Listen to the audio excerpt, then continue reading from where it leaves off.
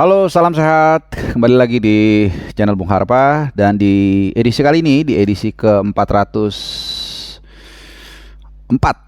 Ya, ini jam 2.35 gua rekam siang atau menjelang sore hari Rabu tanggal 16 Agustus.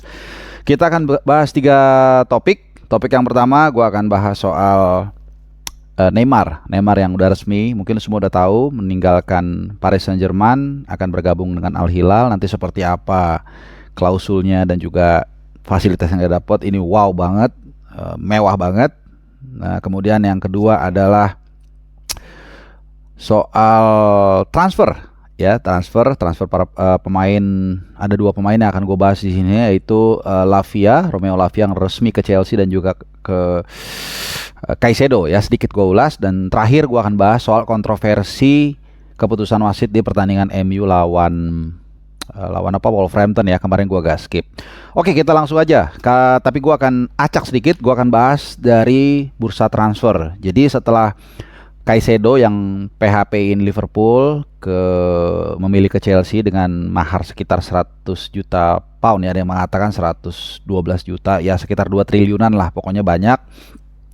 Kemudian cukup mengejutkan dengan kehadiran Romeo Lavia dari Southampton. Ya, ini pemain yang memang sama juga nih sebenarnya diincar sama Liverpool karena Liverpool butuh pemain yang bisa menjaga lini tengah, ya, gelandang bertahan.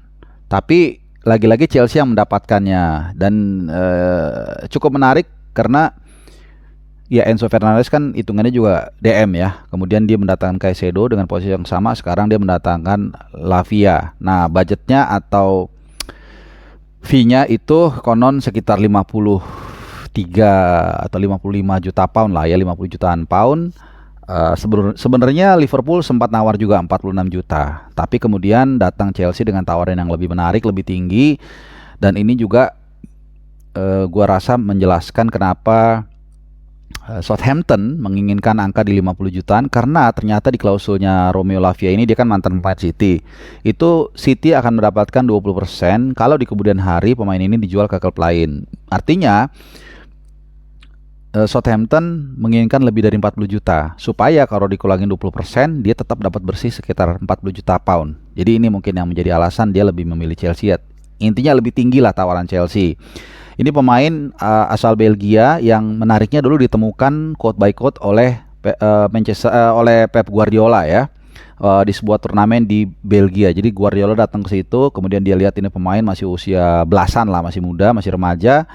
Tapi ya lu tahu lini tengah City nggak pernah kekurangan gelandang bertahan yang kuat sejak zaman Fernandinho, kemudian Rodrigo. Jadi nggak ada kesempatan, dia akhirnya pindah ke Sainz de Southampton, dan musim lalu dia tampil sangat bagus lah, ya, sehingga akhirnya klubnya juga ada degradasi dan akhirnya mengetrek sejumlah klub besar dan akhirnya jatuh pilihan kepada Chelsea, ya. Dia, ya, itu. Nah, Caicedo tadi udah gue bahas. Sekarang kita lanjut ke Neymar. Nah, sebelum nanti kita ke Onana, ya, yang kontroversi itu.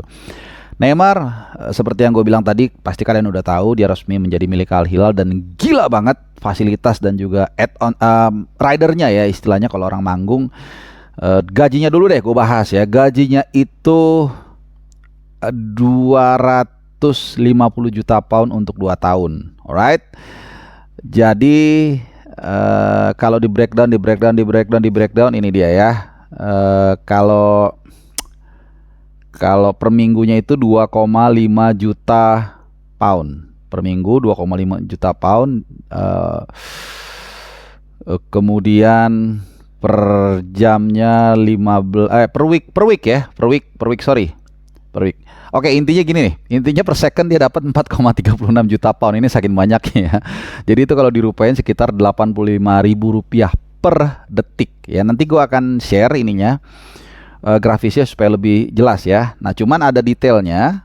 Jadi 250 juta pound itu 2 tahun hanya gaji murni, tapi bisa menjadi 314 juta, ya, atau bertambah 57 juta pound plusnya kalau ada dari commercial deals, ya, mungkin dari baju, dari syuting promo dan sebagainya. Jadi add-on saja 50 juta sekian, jadi sekitar hampir 1 triliun hanya add-onsnya ya, jadi luar biasa.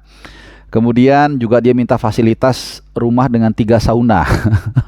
Terus hotel tentunya pasti mewah. Kalau dia sedang day off, dia ingin liburan mungkin segala macam itu ditanggung Al Hilal.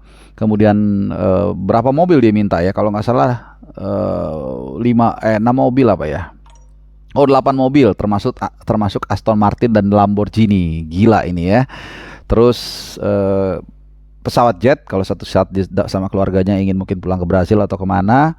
Jadi memang gue ngebayangin sih ketika Al Hilal datang dia akan mengatakan oke, you can ask everything you want. Ya udah akhirnya Neymar minta semuanya, literally dia minta hampir semuanya ya. Tadi yang gue jelasin kan udah gila-gila lah, udah gila-gilaan gitu loh, nggak masuk akal yang diminta itu benar-benar. Sampai dia minta 5 chef untuk membantu chef utamanya orang Brazil saat untuk masak ya, untuk makan malam atau apa segala macam. Ini gila-gilaan lah, ini di luar nalar sih, emang gila banget ya. Ya itu dia Neymar setelah 6 tahun dia di PSG, dia akhirnya hengkang dan Al Hilal juga masih harus membayar 78 juta pound, jadi sekitar 1,5 triliun untuk PSG. Jadi dia dibeli itu 222 juta pound ya kalau nggak salah 222 ya 22. Jadi dapat balik sekitar 78 ya selama 6 tahun itu, jadi per tahun rata-rata dia biayanya itu 18 juta pound lah. Jadi not bad sebenarnya untuk PSG bisnis ini ya. Jadi masih ada amortisasinya lah atau sisanya.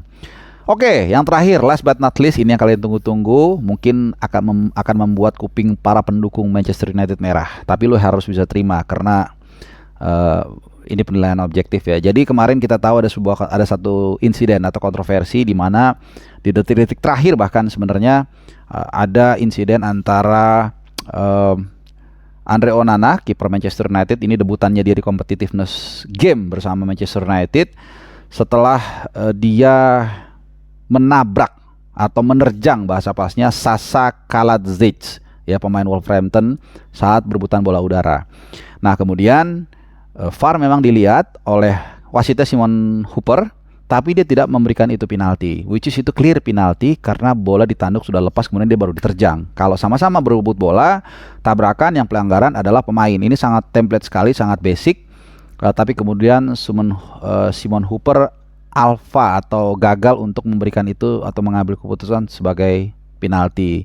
Nah kemudian Gary O'Neill, pelatih Wolverhampton yang menggantikan Lopetegui ini protes, tapi malah dikasih kartu kuning. Jadi instead mendapatkan penalti, tendangan penalti, hadiah penalti, tapi malah pelatihnya dikasih kartu kuning karena protes. Dan kemudian memang dalam tayangan ulang, dalam review ya semacam badan wasitnya lah, memang itu adalah sebuah keputusan yang keliru. Dan akhirnya Simon Hooper bersama 2 asisten VAR ya, wasit VAR itu di drop untuk pertandingan weekend nanti karena dianggap melakukan kesalahan yang mendasar ya. Dan bahkan wasit senior Josh Moss ini meminta maaf secara personal kepada Gary O'Neill dan juga Wolverhampton karena koleganya ada yang melakukan kesalahan ya. Dan ini dipertanyakan oleh otoritas sepak bola Liga Inggris. Kenapa? Karena sebelum musim ternyata ada 4 hari ekstra yang dilakukan untuk mentrain atau melatih para wasit ini supaya lebih prima dan tajam dalam mengambil keputusan, tapi ternyata masih saja melakukan blunder ya, padahal sudah dibantu oleh VAR.